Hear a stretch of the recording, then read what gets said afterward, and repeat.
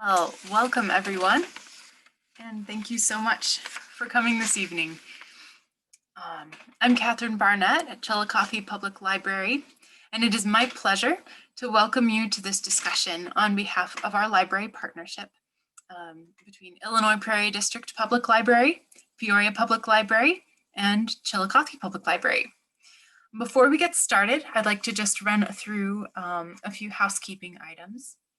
We do have automated closed captioning tonight, so if that's something that you would find useful, if you hover over the bar at the bottom of the screen, of the Zoom screen, you should see a little closed captioning symbol, and if you click on that, that should pop up for you.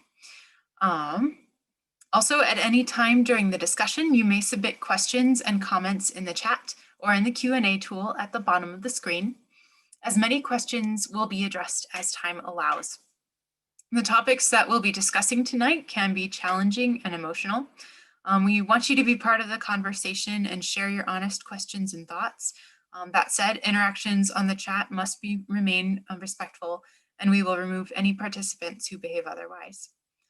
If you need technical assistance, please do use the Q&A tool, and we'll try to assist you promptly.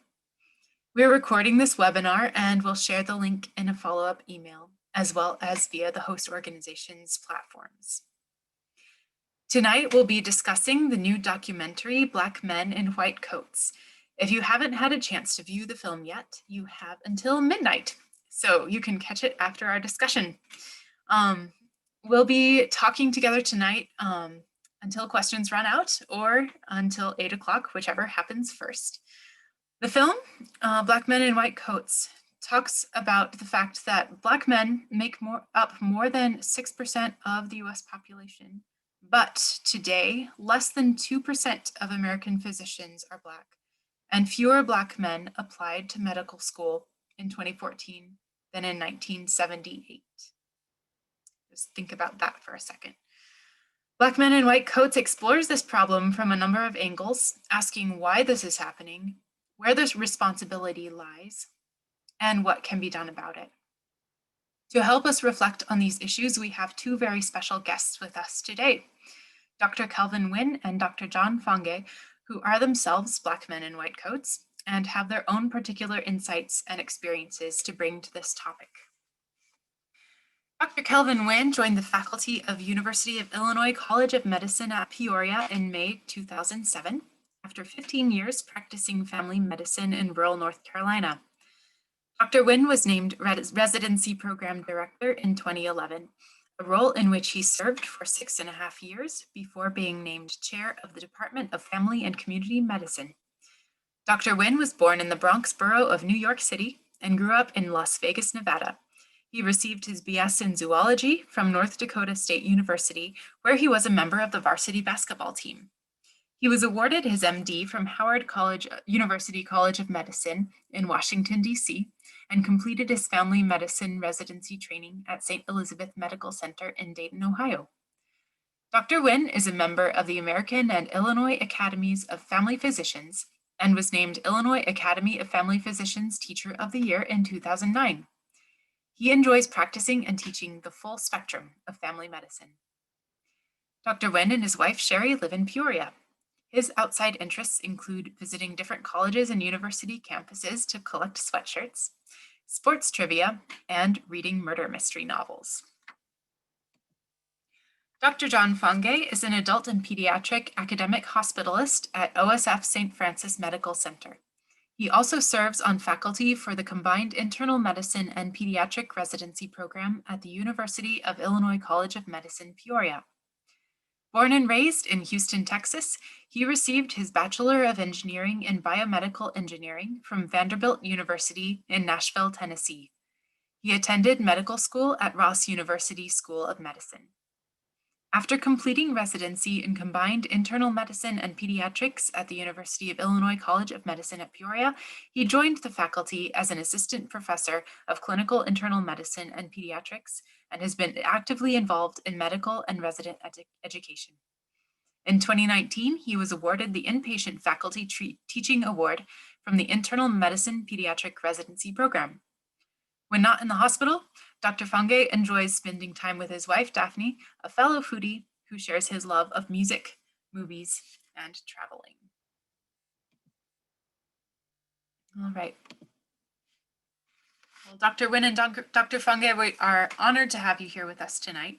I'd like to go ahead and start with a question for our attendees and just draw everyone into the conversation to start with. If you'd like, please do share in the chat if you have something to say about this one. The film does elicit a lot of emotions, or it can. In a word or two, name the feeling that you were left with after viewing it. So we'll just give a few seconds here for people to drop some things in the chat there. What did the film leave you feeling?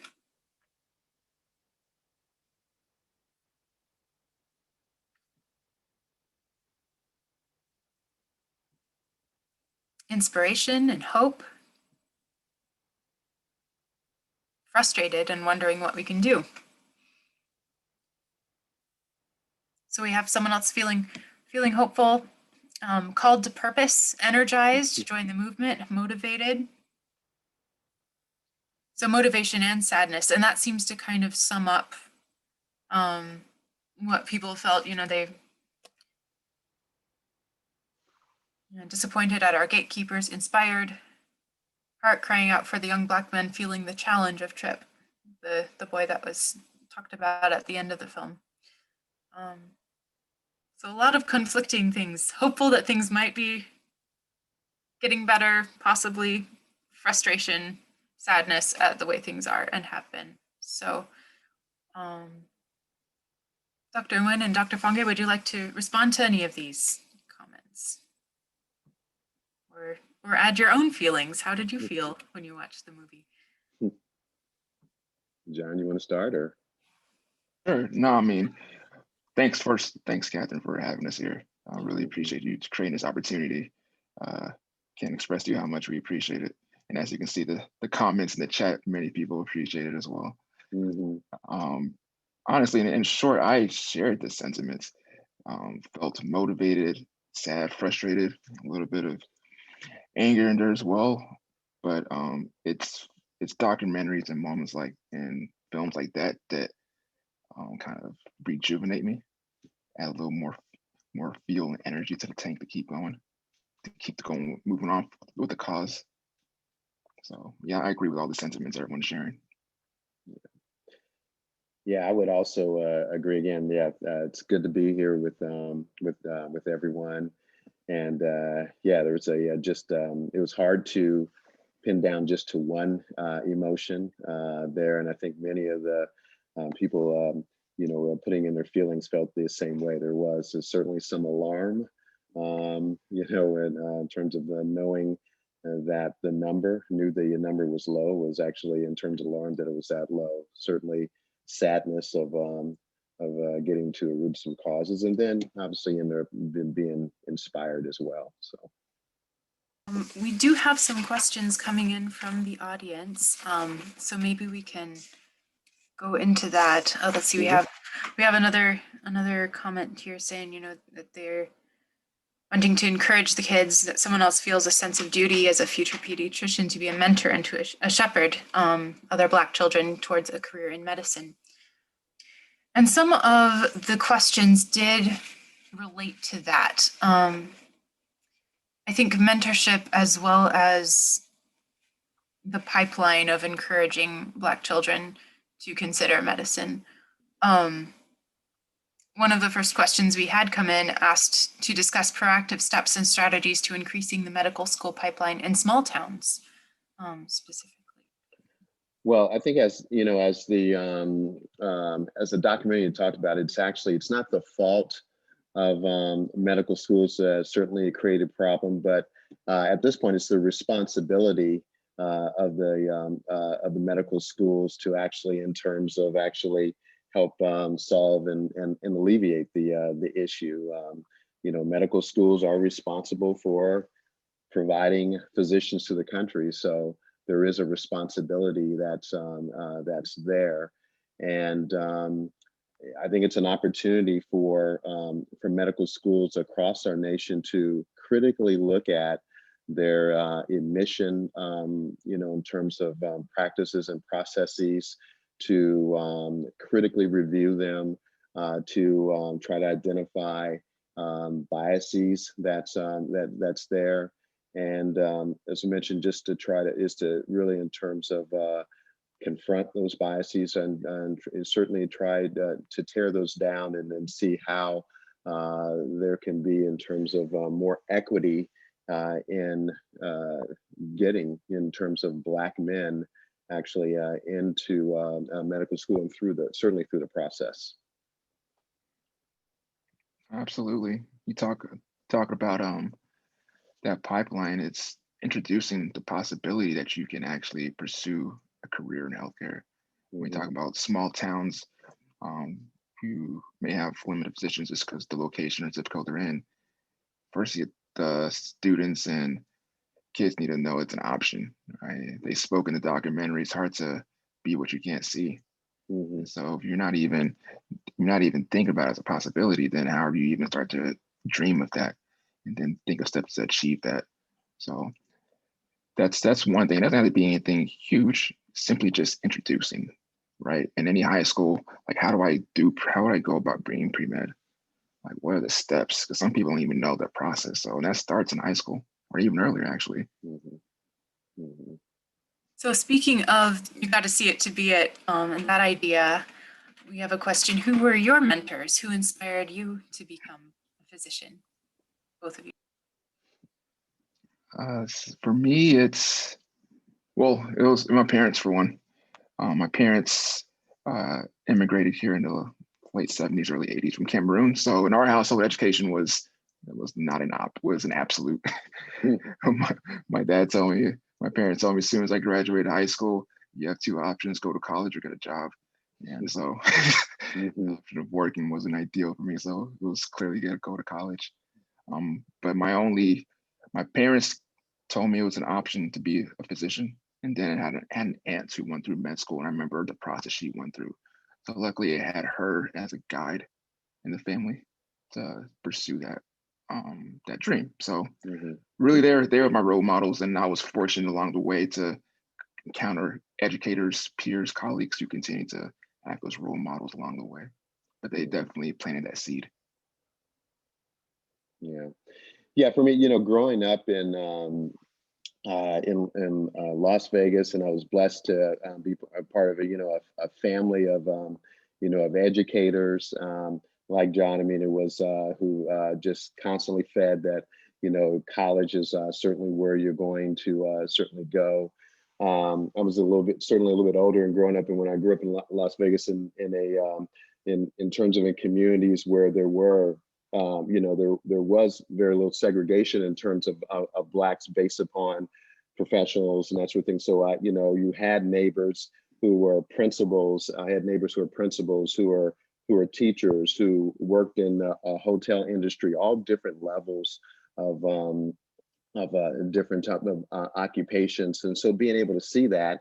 And then one of the things that I had is that the doctor that I went to was African American, and so as I reflect back on the impact that had on me, it was great. I mean, I saw that this was something achievable. Dr. John Creer was in terms of a family doctor, and just being able to see that, and I remember in terms of really from an early age, that plan to see that this is an area profession that I wanted to go into. Thank you. Well, the questions are coming in fast and furious, so folks, please pardon me if I don't get to yours right away, but we're working on it. Someone is wondering what specific barriers exist in Peoria and its surrounding areas that prevent young Black men from pursuing medicine. What are some of those leaks in the pipeline, as the film might have said? Yeah, I wonder in terms of again about in terms of education system, and is that just unique to Peoria? Probably not. I think it's probably unique across the country when you think of in terms of again, one, low expectations of young Black boys, young Black men. You look at some of the school systems. I mean, the statistic, the data show that most young Black boys, Black men are going to be probably being educated in undersourced school systems. They may not, again, have some of the resources. We know when we look at back in terms of a white paper that was written back in 2015 from the AAMC, indicated that success in medical school, often in terms for Black men who were there, depending on their being involved in AP classes, gifted magnet courses, and these are often, you have young Black boys and young Black men are often in some of the school systems are not able, they're not applied, they're not even coerced or motivated to get into those particular type of classes. So, I think that is certainly an issue. I mean, I think it's no joke with respect to the disproportionate number of Blacks that are in terms of in the prison system, and a lot of those, and obviously you have to are males, and there is this I think lack of remediation in terms of for young Black men to get there, and so these are some of I think the grips that are on Blacks, but in Black males particularly. And this has roots that's been certainly present in terms of for many, many years. And so is that certainly occurring in Peoria? Yeah. Is that occurring in other U.S. Cities, towns? Yes, it is there. So. No, absolutely. You're going to see those same themes throughout the nation, I would imagine, not just isolated here.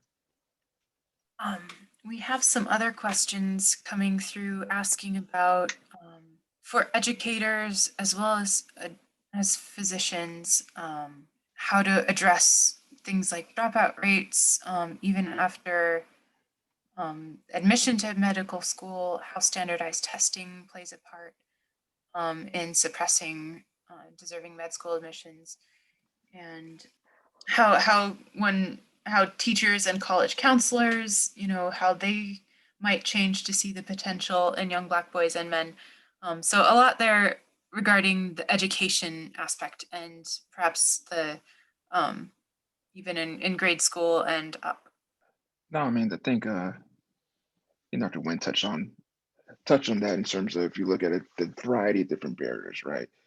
From an education standpoint, if you're in a zip code that may not have the same educational resources and access to schools that have robust resources and appropriate teacher to student ratio, number of counselors, then you're already putting these kids in that environment, in that community at a disadvantage.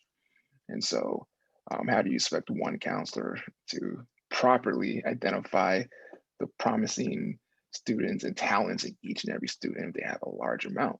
It might just be a standout person gets the attention, perhaps.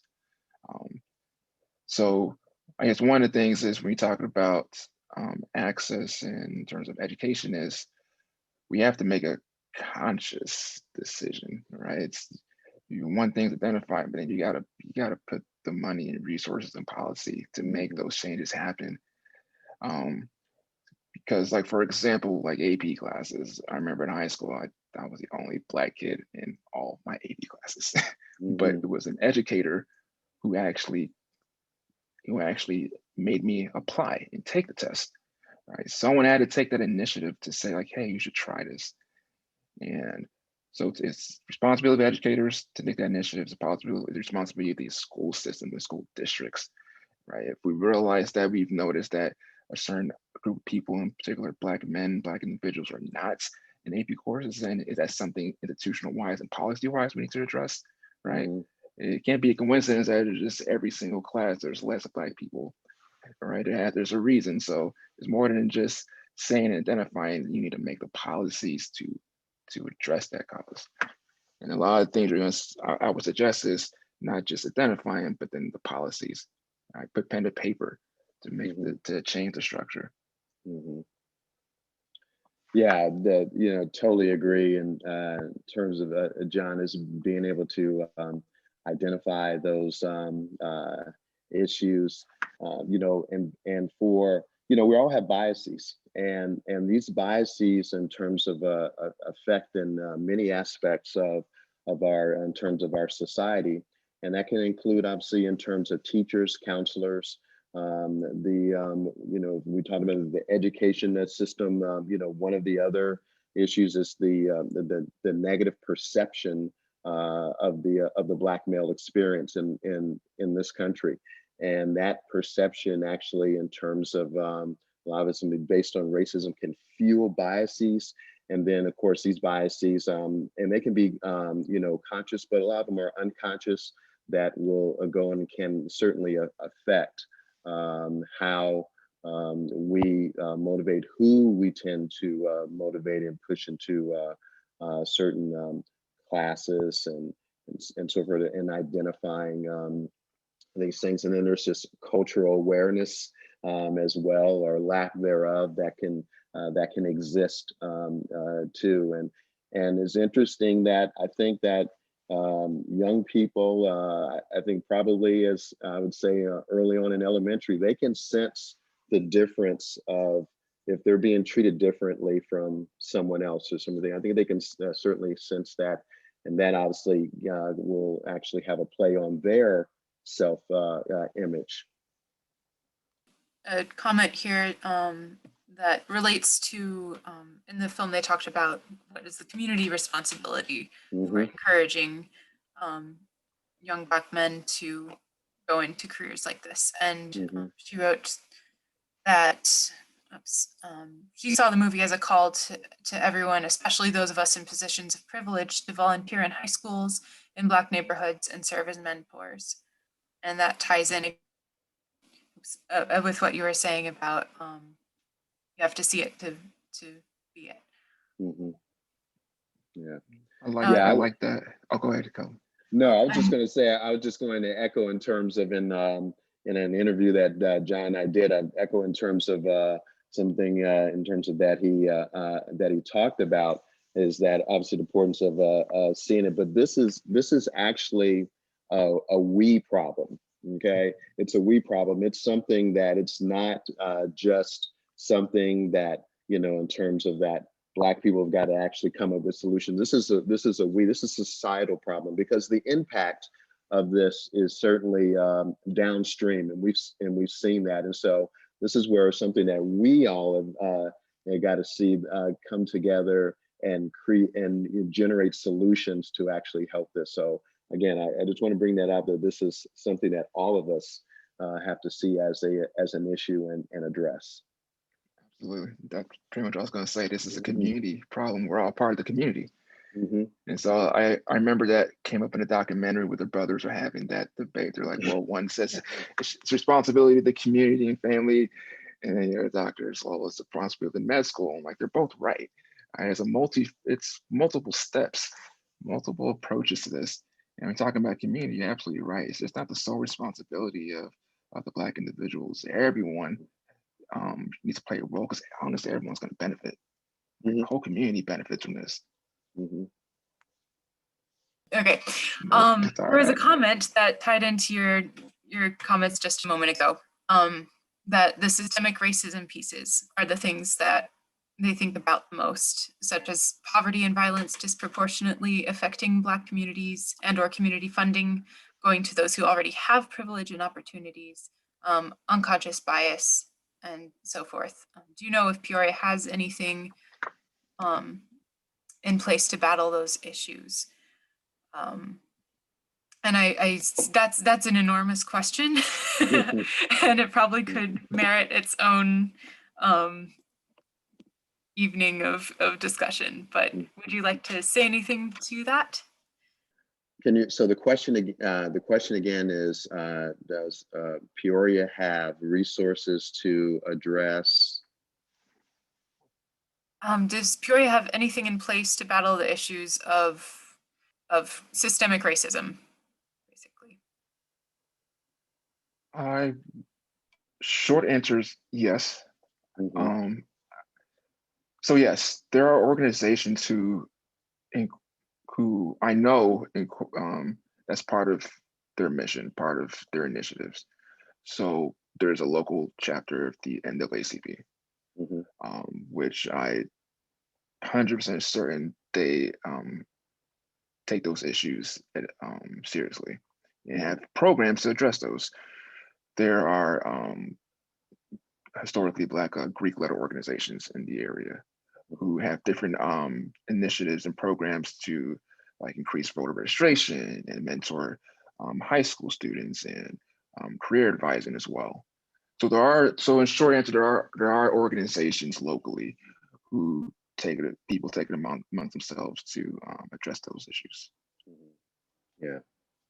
Yeah, I would agree in terms of within, if we look at from an organization standpoint, I do think that I look at Unity Point, which is, again, actively looking at itself and its practices in terms of hiring and actually looking at some of the systems that at least within the in the hospital hiring system that have actually just been there for again years and attempting to actually tear those down. So I think there's actually probably some businesses who are actually starting to look at themselves and their practices as well, in addition to ones that John has said.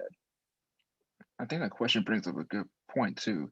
When you when you talk about this is a systemic problem with inequalities in education and healthcare and then social economics, that just seems huge, right? Hmm. And you're like, how do you even begin to deconstruct that and approach it? And yes, there are organizations, but there's also you can do it in your workplace, right? There's Yeah. organizations in terms of the workforce.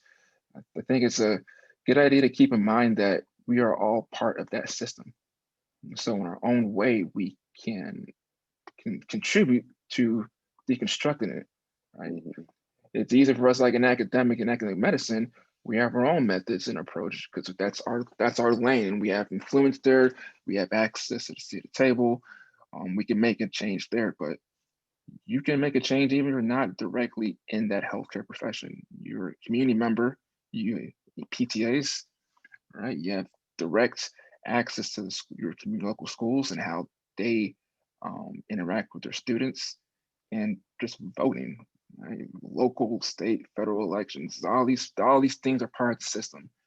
So it's when you start to break it down, it might seem huge, but every single person actually can contribute to breaking down these barriers.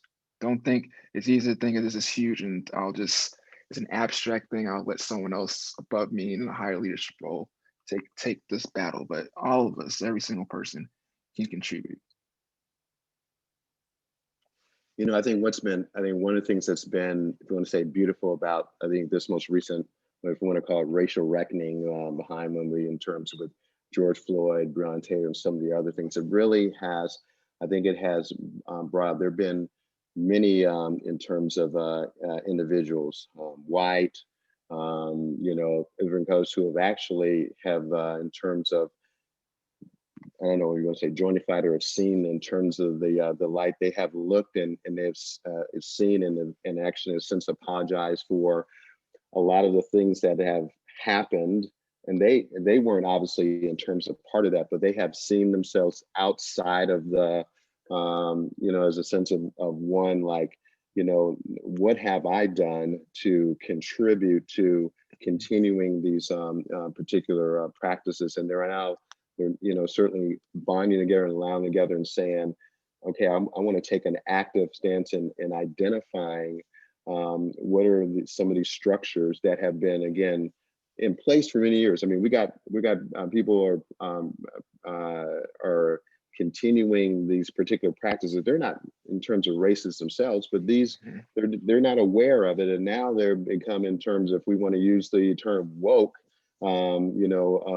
aware of these structures that were rooted in terms of inequity and really taking an active stance and trying to see what they can do in terms of tearing these structures down, and that it may be in terms of making others aware so they can do it, making in terms of at the top level aware. But that's been one of the things that's been in terms of it's been nice about this racial reckoning. And that's just to second what John is saying, that we can individually, you think that it's too big, but there are some things individually that can be done to help bring things down. And I want to thank folks for coming today, because I think having conversations like this and Absolutely. engaging with pieces of work like this documentary can help us to recognize things in ourselves sometimes that maybe we're not realizing. So I was brought to mind the portion in the film where Surgeon General Jerome Adams was describing being mistaken at times for being anyone but the doctor. I imagine that some of those in attendance may have experienced being mistaken for someone they're not, just because of assumptions others make about people who look like them. And others of us might be guilty of making those kinds of assumptions in spite of whatever good intentions we might have. And I think that does reveal the programming that is in our American society, and that's part of what can be termed systemic racism. And I think that films like this can help white people like me be more aware of our subconscious reactions and expectations. And that we can take note of the ways that systemic racism has influenced our perspectives. And the more we notice when we have these reactions, the more we can question their validity, the validity of our biases, and we can start kind of that reprogramming process. So yeah, becoming aware of that unconscious bias and that systemic racism is a thing is, I mean, for some, yeah, it's hard to imagine how that can be a surprise at this point, but I appreciate the graciousness of people like the filmmakers and like you for helping us have this conversation too.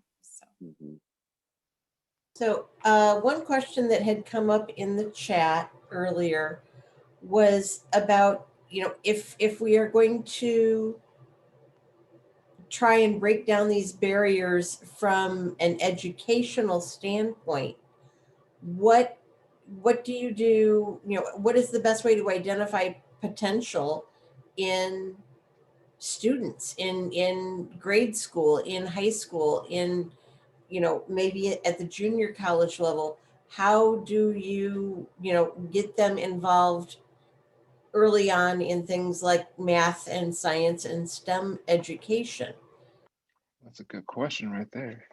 I think part of it, if you're talking about changing your mindset, is first going with the assumption that everyone has a potential. I can recall many times, even when I got to college, going to Vanderbilt, people thought I got there because of an athletic scholarship. Right? They thought that I got there because of my academics wasn't anywhere in the first or second thought. So it was already that assumption that you're not book smart in a sense. But part of it is treating, if we're gonna treat everyone fairly and give everyone the same opportunities as we say our education system does and we want it to do, then you actually have to do it, right? And realize that multiple things play a role in terms of how people access and use the educational system. Like, it's not isolated, right? If you have a place that's like food insecurity is an issue and poor social and economic environment, then it's kind of hard to focus on school when you're hungry. So you can't just isolate to just one aspect in terms of education. You have to look at the community. How does the community play a role into this child's success? And is any of that actually why they're having trouble rather than them individually, right? It's one thing to say this child doesn't have the potential and the talent, and you're ignoring everything else that plays a factor in that child's life, right? So part of it, it's for one, I would say, assuming and believing the kid already has the potential, and then look at the factors around it, right? it's easy to be happy when your stomach's full and you got all the resources. So Mhm. Yeah, and I think in addition to that is that we got to invest in terms of resources. Just and the John, I mean, some of it is just in terms of having the money. I mean, every school system is not equal. right. It's just not. Every system is not, and so being able to invest, you know, the funds in terms of in also in obviously investing, you know, in terms of people, in terms of time. So I mean, we have there's some motivated teachers obviously in the school systems, no question. Questions, are there enough of them in terms of doing that?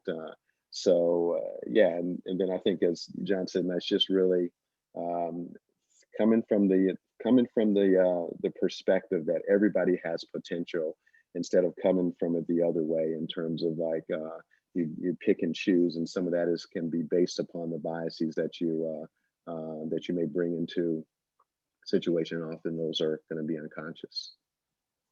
One attendee was commenting on the story of Trip at the end of the documentary, and how that was very moving.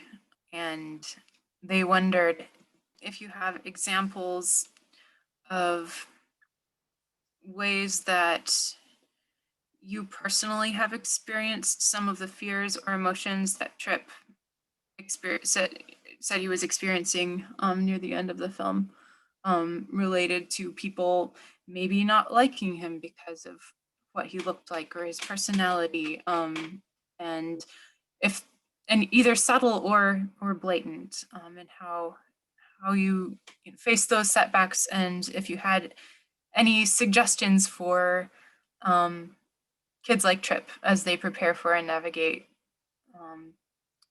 the idea of becoming a doctor. Unfortunately, if you talk to every in terms of not every, but most majority of Black people in America are going to have a story that is in terms of maybe similar to what Trip has. It may not be certainly at different levels, and it's I mean, just unfortunately, it's the story of I think of growing up Black in America. It's almost as if it's some warped kind of rite of passage that you have to experience some sort of discrimination, and that is unfortunately, and just kind of the issue that we have there. And I think some of that is, as you look at, and I go back to a comment about the perception of the Black male experience, and a lot of times how that may be in terms of propagated in terms in the media, and then of course this experience, it just doesn't stop at a certain age. It actually, in terms of really, I think continues through the through life as you're actually in terms of thinking about, at least it did for me, thinking about medicine, and all the way into terms of being a physician. That whole term of racial fatigue, feeling like you have got to do a little bit more than maybe in terms of your white counterpart, or because there's such a low number of Black male physicians, you almost feel like, and I know in terms of John and I, we've talked about this, you almost kind of have this fatigue that you are carrying this particular in terms of weight, that your experience and what you do, it actually, you are you're representing, in terms of the sort of the race. Now, again, some of that is on in terms of me, in terms of experience, and that some of that is, I think, in terms of some society, from things that I certainly experienced. You can get that just kind of fatigue, or what they call that minority tax, because you are there's so few of you, and then it tends to happen that where there's a lot of the marketing, a lot of the responsibility or for diversity, equity, and inclusion education, or being involved in in certain tasks, you are asked to certainly to do that. And that can be certainly somewhat fatiguing to do that. We're happy to do it because that's one of the things that I think it's important for us to have those conversations like this. But those are some of those stresses and psychological burdens that actually can continue, and that can actually start for young men like Tripp in that age and continue all the way through. And so I think it's just actually recognizing that others recognizing that that is an issue, and that's when we get back to, you know, in terms of using the privileges that we have, not to necessarily speak for us, but to advocate as well, to join the, you know, the fight in terms of advocating for, in this case, of getting more Black men to be physicians. Absolutely. Beautifully said, Dr. Nguyen. I agree with all that. Watching that clip, it made me think back to the moment I realized I was Black. Like, right? Like I grew up in African households. Like I knew I was Black, but realized I was Black and what that meant in the society, right? Because hearing him say like, "Oh, they don't like me because of where I look," I felt sad, and then reflect. Like I remember at that young age, that realization that people might not like me simply because the color of my skin. Like hear it, but to actually experience it and what that means. And you're right, that feeling doesn't go away.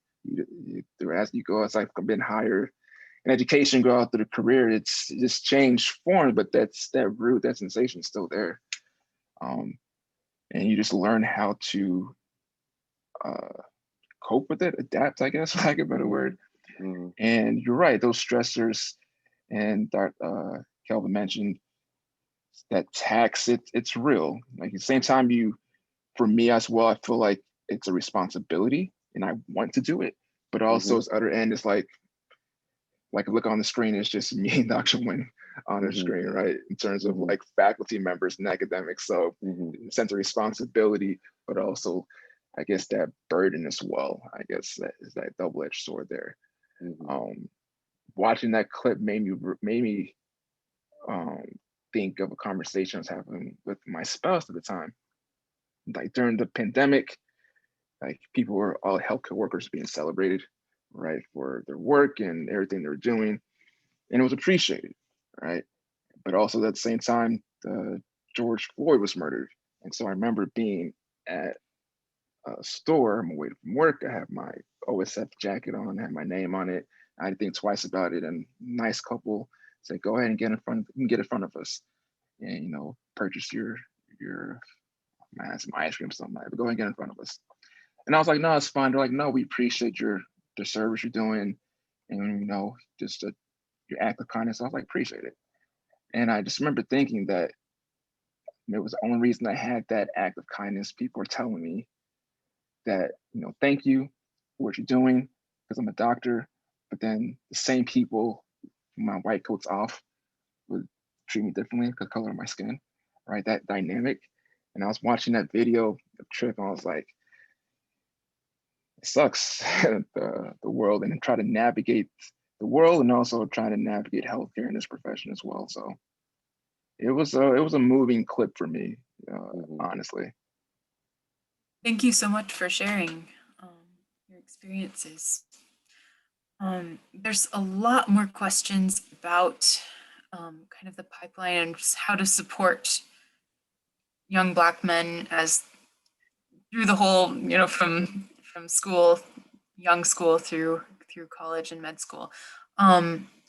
We can come back to that, but I would like to maybe change gears a little bit. And we've been talking about how like the modeling for youth coming into medicine, but how about for patients of color? What, in your experience, is the effect for a patient of having a doctor who looks like them? And beyond the equity of having more Black doctors, and that just would make sense. What is the health effect of that on the patient population? Go Well, ahead, John. there are reports and literature that show that Black patients feel more comfortable going to Black doctors. So just off that, it's more comfort, more likely to go with Black doctors, more likely to adhere to treatment plans. And the reason for that is just the history of the country. Like there's any Black person knows about the Tuskegee experiments, right? And that example of the mistrust that already have in the system and the healthcare. And so having someone who looks like you, then you already eliminate, all right, they're looking out for me, right? That bias is less likely on the table because they look like me. So they understand, right? I can have conversations and they know what I'm talking about. And like I know from talking to patients, it means something to that if I'm their doctor, especially if they're Black, because they told me outright for one. But I remember this very specific statement a patient of mine had as I was wrapping up the interview. Gentleman said, he said, I've seen a Black president in my lifetime, and now I have a Black doctor because I was the first Black doctor he's seen. And that just hit me in my soul. Like I was the first Black physician that's ever taken care of him. The emotional benefits, the health benefits, the societal benefits, it's multiple benefits to having a diverse workforce to take care of our diverse communities. Yeah, I mean, likewise. I mean, I've throughout my career, it's just I think, John, it's a privilege it's to take care of people. I don't care who, in terms of who they are. I find it just a privilege. I've been blessed to be in a position. It's not all right, but it is certainly a privilege. And one of the things I love is in being able to love on my patients, no matter in terms of their color of their skin, their sexual orientation, their in terms of their religion, and just in terms of loving on them. And again, for it's happened several times. I mean, I've had, obviously there's had patients, African American patients who have never had an African American physician, and so for them it is something that is particularly special. And like John, they've actually shared that in terms of with me, if it's for them. And also when we're seeing their kids being able to for them to say, you could do this, so in that case it's actually been those have been some of the responses that we have. But again, diversity is good for all of us. I mean, it actually, in terms of, I don't care what sort of profession you're in our world, diversity is good for all of us to see different in terms of perspectives. In health, in healthcare, it's good for our learners to be certainly have diversity learning, because it increases their civic engagement. I think it actually it helps them, I think, in terms of our learners, when there are more diversity, it helps them to recognize racism. They can't obviously do that if they're not there. It helps in terms of recruitment. So diversity is in terms of good. And just for the general public, we're going to be able to take care of people when we have a more diverse workforce, because there are factions of our population where there's not, physicians going into. And when we talk about in terms of Medicaid population, our rural population, our minority population, and the tendency is for a lot of times for African Americans to go into those communities and to take care of people. At the beginning of the film, relating to this topic, one of the doctors that was interviewed described a situation where a Black man was brought to the ER and the other doctors were not going to treat him as seriously as what his actual condition turned out to warrant, because they assumed he was a gang member and they assumed it was an overdose. Have you witnessed or experienced similar situations where maybe there was a patient who was Black and was not going to receive the kind of care they should just because of what they looked like? Yes, it's yes. I mean, that's the short answer. With in terms of maybe in treatment with respect to pain has been one of more in terms of common things that that I've actually seen and experienced. Whether it's our, our women who are laboring in the maternity ward, or have seen it in terms of with respect the perspective in terms of just in general people of who have some real pain, and there have been certainly perspectives of thinking that perhaps they don't need as much pain medicine because thinking they have a different lifestyle. So yes, I've unfortunately have experienced that. Yeah, same here. Unfortunately, short answer, yes, in similar cases as well.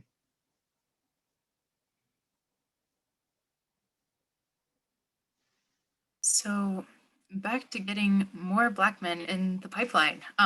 We do have a comment over here. Are you aware of any communities who have created a supportive kindergarten to residency path for Black boys using the local schools, colleges, and healthcare systems? We have all of these here, and I'm guessing that means in Peoria, and I'm not sure. I am. Nothing comes to mind for me. No. Yeah, I don't know. I know that there are in terms of some programs trying to think like at Tufts in out east. It may have in terms of active involvement, especially in terms of in STEM, more active STEM programs. I don't know if anybody's gone from any kindergarten to certainly the residency. It is, I mean, it's actually a wonderful, certainly idea for us to, certainly to do that. I mean, I think one of the things that we should know that this whole particular issue about the paucity of Black male physicians is not a new problem. There have been some landmark, white papers that have been written as far back in terms of like 2002, from the Institute of Medicine in 2004, their white paper called Unequal Treatment. So there have been certainly some landmark papers that have been written, and what I'm really hoping is that what this will do will be another one to hopefully renew, because there are some community partnerships here in Peoria, and what we're hoping to at least I hope that these partnerships are actually renewed, revigorated. There's actually investment put in them, so we can actually now do some things. I think one of the things that John says that policies have got to be developed, but then they also got to be put in place, implemented in practice, so we can do it. There's opportunity here. There's no question. There's lots of opportunity, and we're hoping that and this coming together is just an example of how there are people who are concerned about this, and hopefully it actually just will kickstart us to do some things that are going to be really positive to help solve this issue, at least here in the Tri-County area.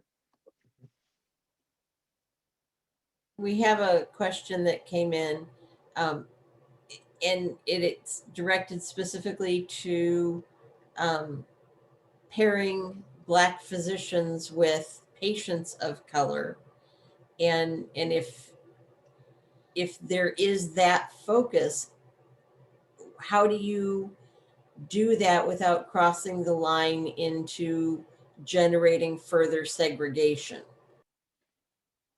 That's a good question. I would say getting Black men into medicine is not the same as trying to pair Black physicians with Black patients. Right. Like I would even go stretch and argue, like I wouldn't advocate like being intentionally pairing Black physicians with Black patients. Yeah. That goes against the whole system of diversity and actually learn from each other. So I would actually go against that. If I were to go to a training, if I were to go to a training program where they said you're only going to take care of Black patients, and that's where you're going to train, I would probably lean against that, because then I'm going to lose out on so many educational opportunities from interacting from different people, different backgrounds, cultures, ethnicities. The point of having Black men in medicine is to actually increase that melting pot of and all that potential that we have access to improve in that exchange of ideas, the innovation, so you can learn from my experiences and vice versa. And when I can learn how to treat people maybe from your community, and you can learn how to treat people from maybe where I grew up, and they're both through that exchange of ideas, now we're able to actually elevate the healthcare from everyone that we see. Yeah. Well said. Nothing to add to that. Yeah. Yeah. Well said. So in the meantime, what of the patients who are more comfortable with the Black patients who are more comfortable with the Black doctor and maybe will be more compliant and with the treatment and things like that? I guess I'm not come again. I'm sorry. I guess I'm not understanding I don't know the. if I phrased that right. I guess I'm kind of rephrasing the question that the person submitted. If some patients are more comfortable with Black doctors, might it be still in some ways a good idea to try and match a Black patient with a Black doctor? Just kind of playing with that idea a little more. So I kind of use it as, so if a patient has a preference for a Black doctor, that's good. But I would use that opportunity to figure out, for one, I'd be happy they got them plugged into the healthcare system. So I'll take that win right there. But also each encounter, try to figure out where their biases are and why. Because I might not be their doctor always. And if they go into ED, there might not always be Black doctors there, because as we already know, there's not a lot of Black doctors in the profession.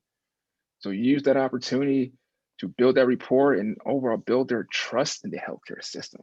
I think that's the key part. If they have a preference to Black individuals who look like them, I'm gonna use the opportunity to strengthen that trust in the healthcare system, so that other physicians who do not look like me will also take their advice and be able to utilize those resources. So that's kind of how I would look at it. Yeah, I mean, I see maybe in terms of the logic and of that, but yeah, I mean, again, if patients want to choose, I mean, they're welcome to certainly do that. But I don't think I certainly wouldn't feel comfortable in terms of just personally being paired in terms of with someone just because they're Black and I'm Black, because it doesn't, because again, there's more in terms of to that. Now, again, have there been African American patients that I have that don't see in terms of the way that I see things? Absolutely, there's no question about that. So there's more factors, I think, that goes into that, just from the fact in terms of your being in the same skin color. Okay, so it's just like, I mean, there are some of my patients who are white that connect with me, and not necessarily because of the skin color, but maybe just because of personality or some other commonalities there. So I think there's more factors that's involved in that, and just to say that just because you're Black, we're gonna connect and that sort of thing. Logic is there, but there's more to it. That's great. Yeah. Thanks for exploring that with us. That's not a simple topic. So related to the idea of the way patients are treated, this is a question submitted, in those instances when we see someone being inappropriately treated, whether it's their pain or other part of medical condition, particularly if confronting a superior about it, do you have any suggestions for how to adequately address and remedy the situation so the patient is provided for as they need, so the treatment team is educated, and the superior doesn't bite your head off, but also learns and recognizes their own bias. So that was the end of it. I think part of it is creating that environment where the person can feel comfortable speaking up. I think it's one thing. If someone doesn't feel comfortable speaking up, then it's probably the environment is such that they don't feel comfortable expressing that. So part of that goes into changing that culture in that workplace. And that can be any workplace. It could be in the hospital, it could be business office.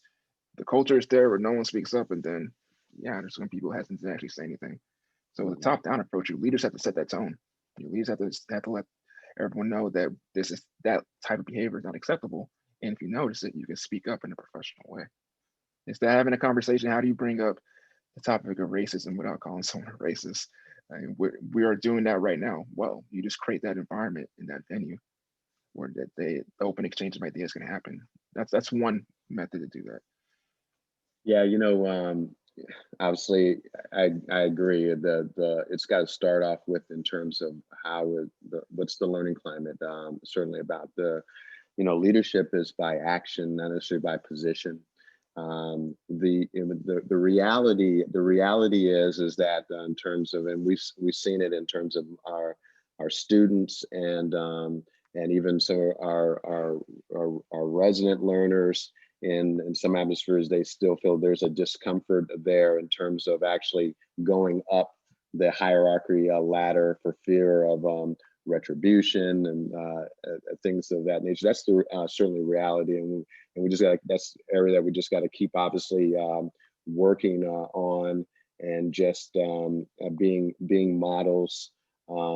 There are actually processes where learners can actually and honestly go to superiors above that particular person to actually, if you want to say in terms of reporting that. But is it a challenge? No question. But it is about, just creating that particular learning climate so we can actually teach learners to call out behavior that's not conducive to good patient care. And when it comes to patient care, I mean, I think that we got to have our learners comfortable, because it's really about the patient at that point. And you got to have learners comfortable to do that. And it's just something that we just got to keep chipping away with, creating a really good, positive learning climate. And so when I think of John Fonge, where I hear a lot of in terms of just incredible remarks from students and learners about his learning climate, in terms of how supportive, in terms of positive. So those sort of things just kind of go downstream and leak and continue to shape the learning climate. Hopefully you can make them feel more positive. Thank you. We've had a few questions here, I'm guessing from people in the nursing field. What are your interactions with nurses who want to increase diversity in the healthcare profession? How do you see this intersecting with the work you're doing? And also, how might we work together to improve diversity in the nursing field as well?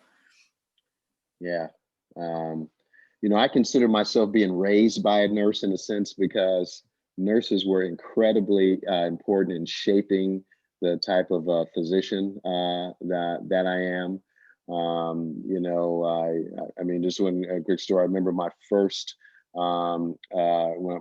day of being a first-year resident, and I was on call that very first night, and right at 5 o'clock, a code was called, and I didn't know what to do. I ran up. I got to the floor where there was a cardiac arrest, and I remember staying there with my eyes wide open, feeling like I was almost going to pee in my pants. And I remember a nurse just grabbing me and just shepherding me and showing me to where I need to go. And so I have a great deal of respect for nurses, and I think that collaboration is actually key, because when we think of many of situations, and maybe in terms of patient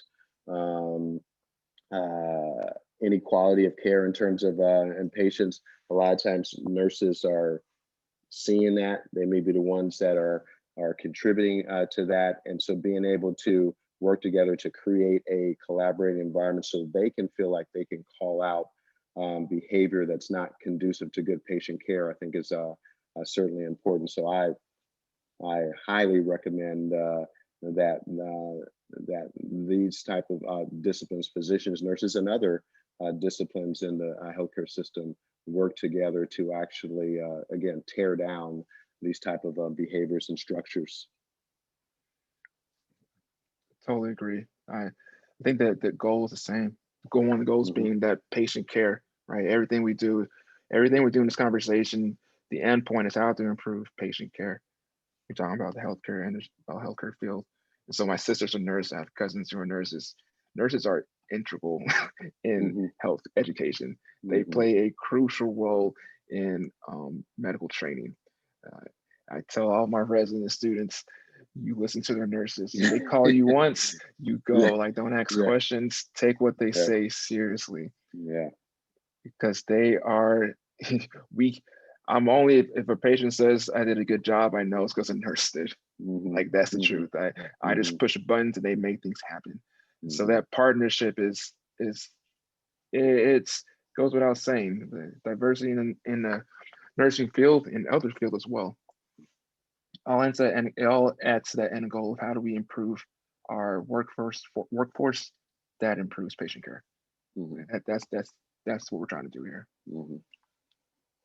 Just by way of comment, I was struck by the number of physicians that were interviewed during the course of the film who said that they came from a family where the mother or an older female relative worked as a nurse and mentored them and said, you need to be a doctor. I thought that was really interesting.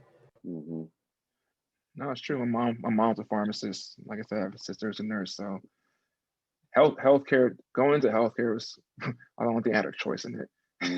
Yeah. It was that was a very important point in the film. Yeah. A round of applause for all our nurses out there. I think we probably have a few judging by the chat. Question about higher education. Do you think that growing another HBCU med school is a good solution towards growing the number of Black men in medicine? That's a great question.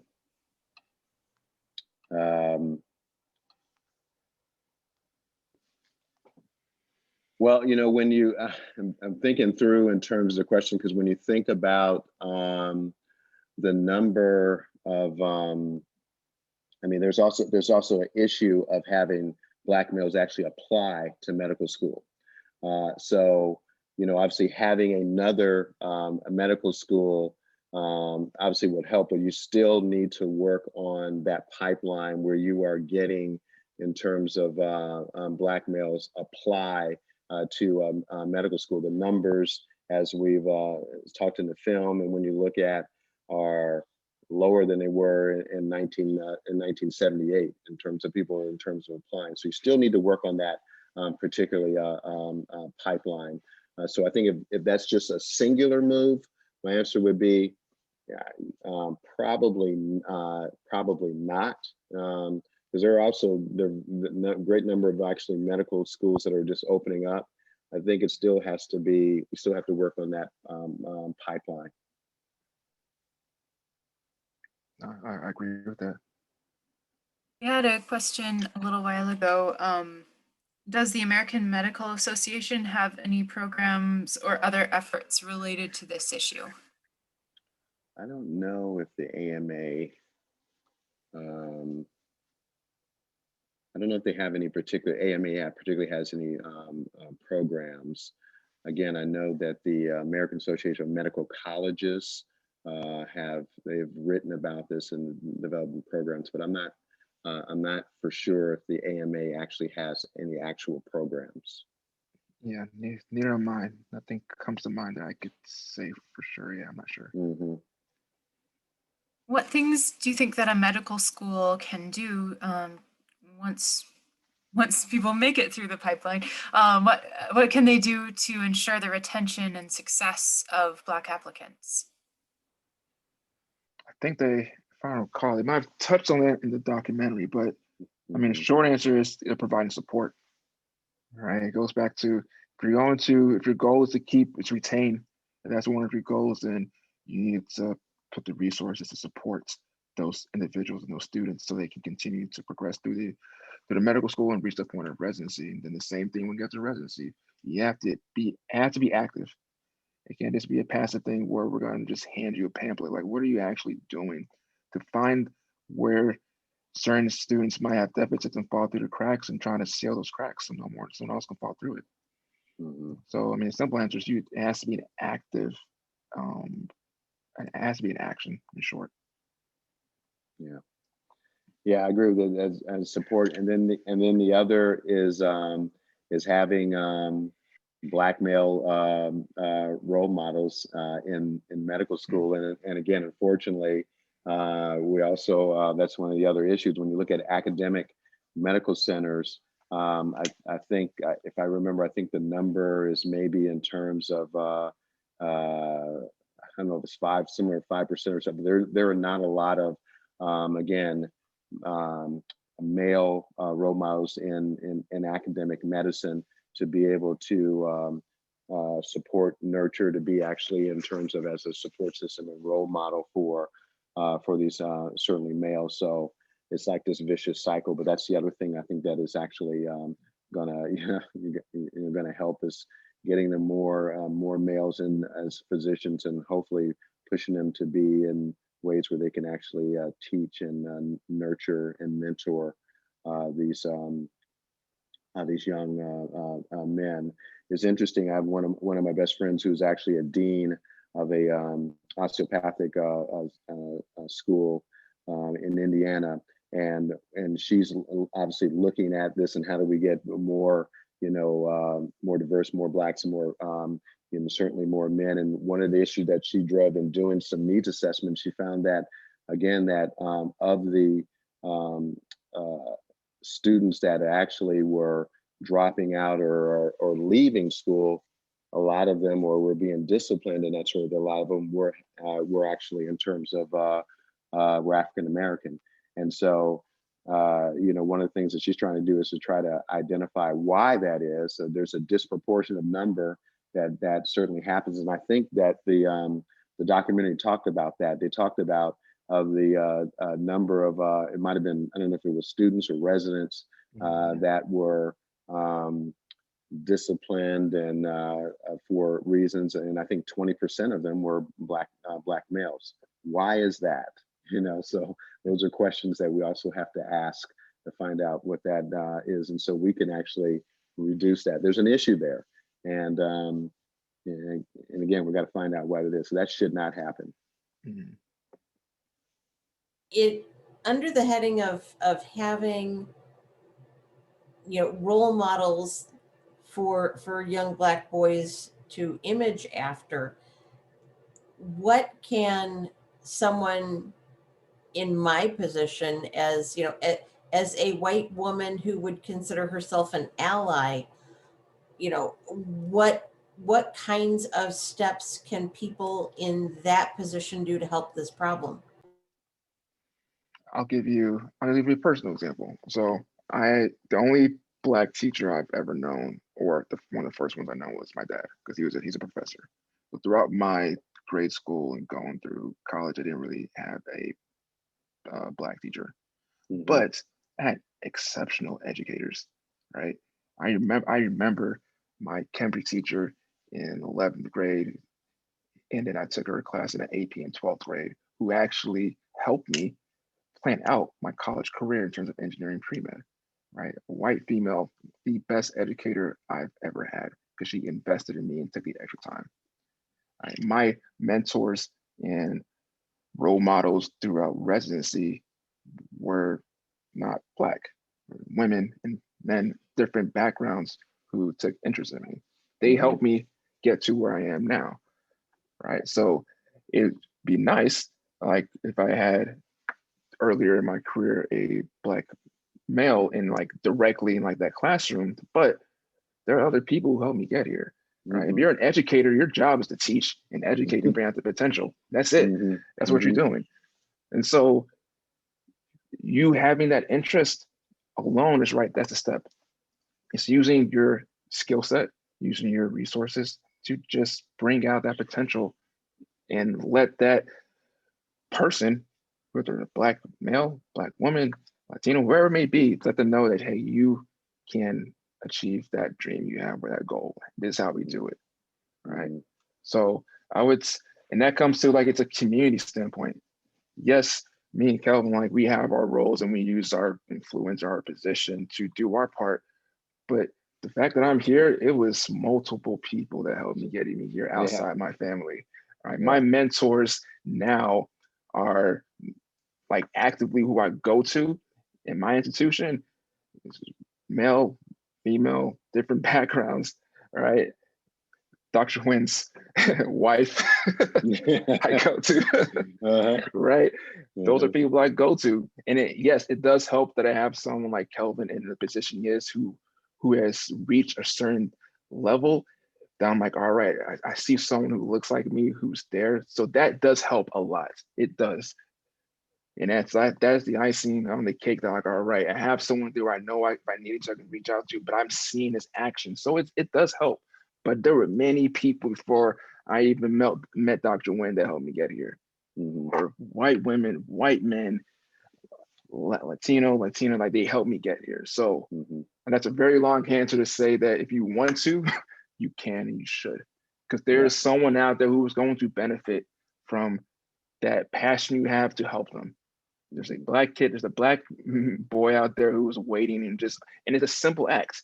It doesn't have to be grand gesture. It's just a simple act saying like, hey, you can do it. That's it. Yeah.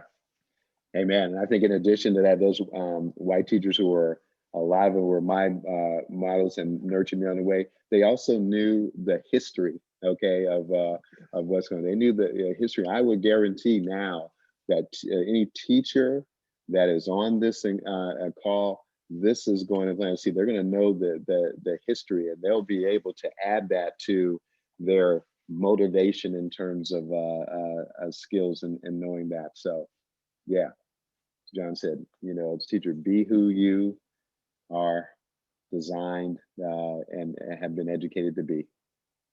Someone in the chat is chiming in saying that their former nursing professor is Caucasian and she helped her tremendously, a Latina woman. She was a first-generation college grad and has been a mentor and confidant. So, to go back to what you were saying about medical school professors, there was an article in the January issue of Time, actually, that said that 2% of medical school professors in the US identified as Black, which I found is really interesting how that parallels with the same percentages that the documentary identified. So. Yeah. We are just about on the hour here. We've had a couple people ask about action. So we have these emotions, we have this information. Now what do we do with it? So if anyone would like to drop some thoughts in the chat, what are your final takeaways from this film and our discussion? Maybe what are you gonna do now? I'll give that a couple minutes and or maybe 30 seconds or so and see what comments come in. We have one comment in the chat about a podcast called Pod Save the People. I'm not familiar with that, but the commenter says that they really that particular podcast has helped them a lot. There's comments about volunteering in schools, continuing to self-educate on overcoming biases. Someone mentions encouraging patients toward professional aspirations, trying to find local groups to channel energies. Someone signed up to speak at Horizons Career Talk through District 150. I'd love to see more people, especially doctors, talk to our youth, so that kids can see people who look like them achieve what they believe to be impossible. Angela had a student say, thank you for taking an interest and thinking of me. She said it wasn't a big deal to her and she didn't think she was doing anything special, but paying better attention to the impact that she was making, you know, drawing that attention to the impact. One commenter said that they doubted their ability to advise people of color, and now they're more encouraged to continue to do this. Just And do. Nikki says, my family would love to be an adopted family for any residents or students away from home who need an encouraging place to recharge. Well, thanks everyone for chiming in there. I'm going to ask our panelists, do you have any final thoughts for us before we wrap up tonight? It's been a very rich hour and a half. Well, again, thanks for again just hosting this sort of talk. I think these sort of conversations are important and crucial to have. I personally think that this is a public health issue, and I think we ought to treat it as a public health issue.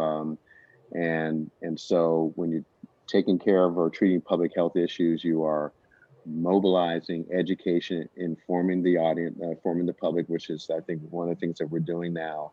And then I hope we move to the next steps, which are actually forming, forming or reinvigorating community partnerships that will actually allow people to invest their money and time to help in terms of come to real solutions on this. And I'm hoping that this will motivate people. And I love the fact that people are wanting to do things. So I want to, if we can start to move, because this is not a new problem. And if we can just be motivated to actually do those particular actionable steps, I would encourage us to do that, and we all collaborate to do that. I think that's something we can get something going on here in certainly in Peoria. Absolutely.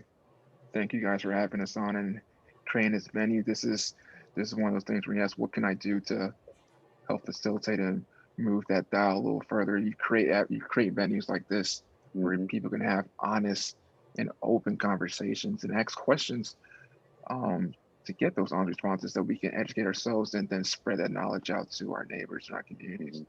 I would say keep in mind, just like Dr. Nguyen was saying, we need to mobilize. So we've got the information, education, then you got to put it into actually action and realize, don't forget that every single person can contribute to dismantling those barriers in the system. Right? Every single person can play a role in that. So yeah, thanks for having us. Yeah. Thank you so much for being here, Dr. Nguyen and Dr. Fange. And on behalf of Chillicothe Public Library and Illinois Prairie District Public Library and Peoria Public Library, I want to thank everyone for being with us tonight. I'll wish you a good night. Have a good night. Thank you. Thank you.